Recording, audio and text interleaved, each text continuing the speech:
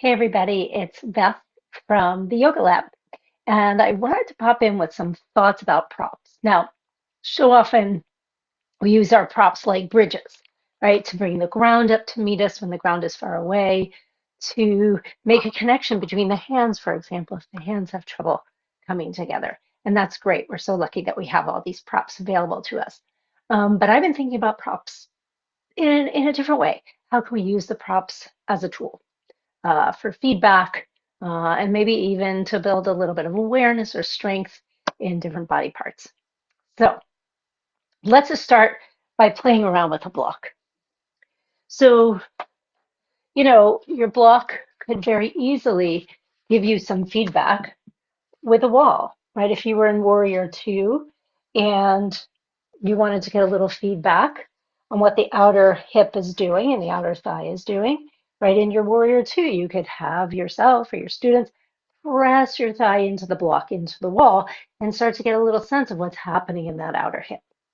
Conversely, you could use it to give a little feedback, a little bias to your inner thighs in, say, a squat like Utkatasana, or quite honestly, even in something like bridge pose, right? Activating the inner thighs, depending on what your focus of class was. You could use it as a sort of a target, if you will. If you were focusing on, say, hip flexor strength, you could have your block right next to you and lift up and over it while you're trying to keep this pelvis and the spine pretty upright. And of course, you can level that, right? This would make it a little bit more challenging because it's a little bit higher.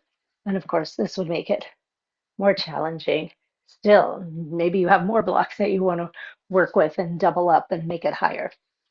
You could also do the same thing with your shoulders if you're working on, say, shoulder flexion and some shoulder mobility, right? You could have the block on the outside and then you're lifting up and over. And just like in the previous exploration, higher gives us a little more range we have to accommodate for, and higher still, which, as you can see for me, was a little challenging because I couldn't figure out where the block was. Okay, so those are just a few ideas. One more would be shoulder mobility, right? You could hold the block, say, on its longest orientation and work to pass the block behind you, keeping the elbows pretty straight, wrists pretty straight, so that you bring more work into the shoulders. And as this got easier, right, you can narrow it and narrower still. So you have some progressions and regressions built right into the dimension of the block. So those are some ideas for a block.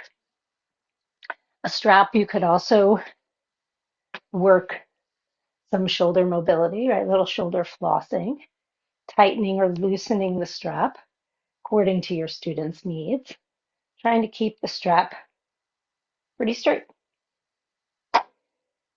You could give it a little feedback for your neck, right? You could press the neck behind, press into the strap behind you to bring a little feedback, a little work through the muscles in the front of the neck. And maybe you translate that into a whole class. Like, where does that movement show up? How do you get out of forward head, perhaps, with that?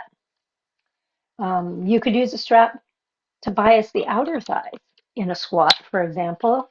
Again, if you were focusing on outer hip or outer thigh work, and even in, say, bridge pose. Again, you might want to bias the outer thighs, outer hips, and you would cue, pressing out into the strap as you lift the hips up, even as you lower. So how do you maintain this work and this awareness in your outer hips? And I'm sure there are more that you can think of, right? My list today is not exhaustive by any stretch, but just to get us thinking, how can we use these props? Not as a prop. Let's try with a blanket.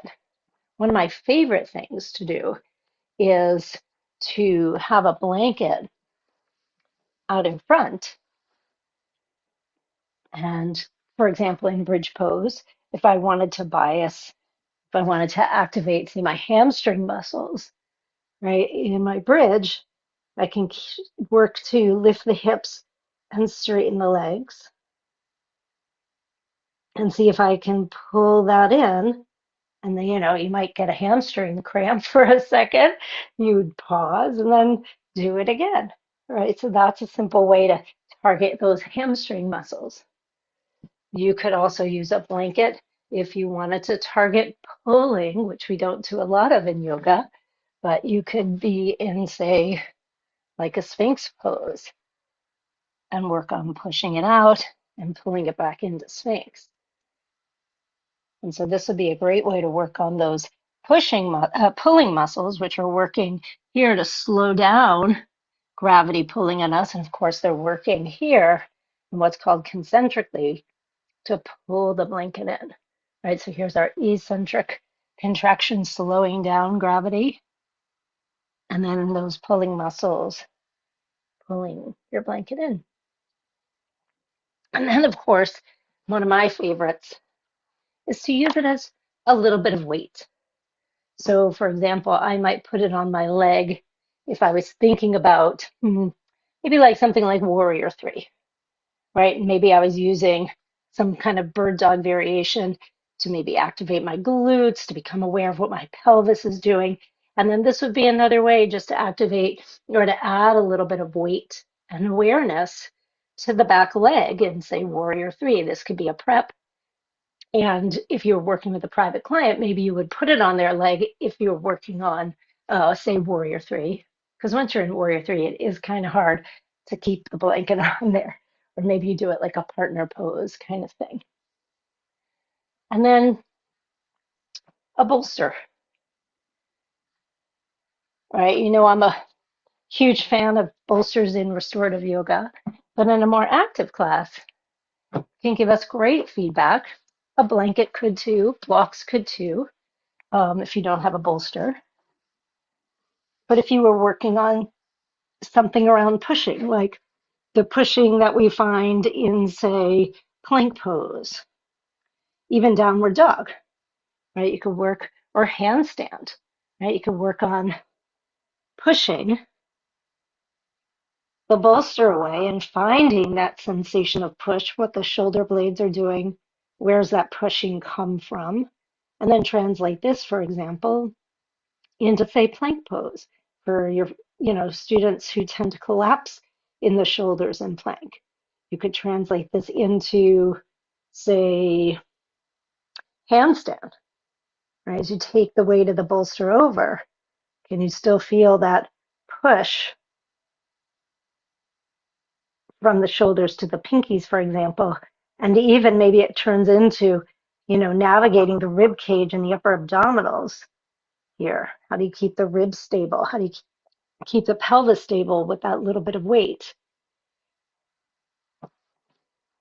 Another great way to use your bolster, not as a place to lie down on, you could also use a blanket for this, is if you're working on, like, say, balance, right? Stepping on a surface that isn't steady, like a blanket would be or a bolster would be, right? It really changes the way your feet, the muscles of your feet work, the muscles in your ankles work. You can start in mountain pose and even work to lift a foot off, right? And then maybe it becomes tree pose up on this bolster, something like that, right? So it gives your students different feedback. How are they navigating this unsteady terrain, so to speak? And then, of course, a wall, right?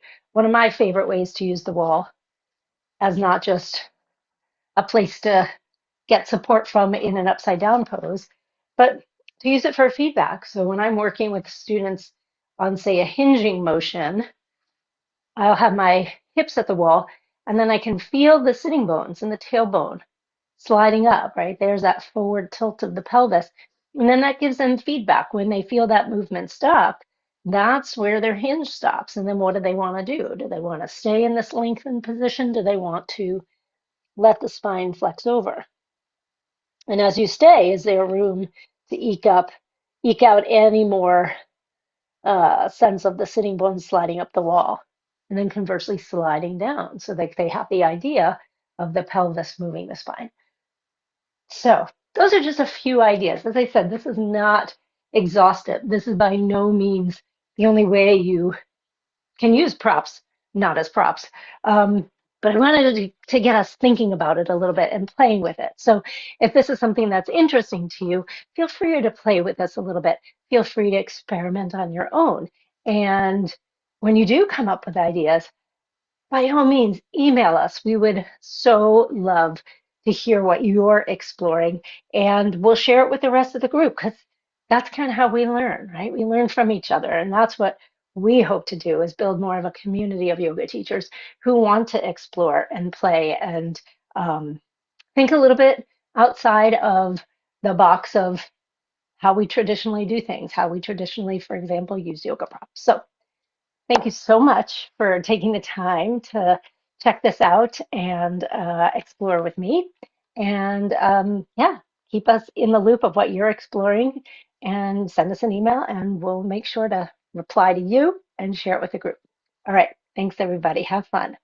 Bye.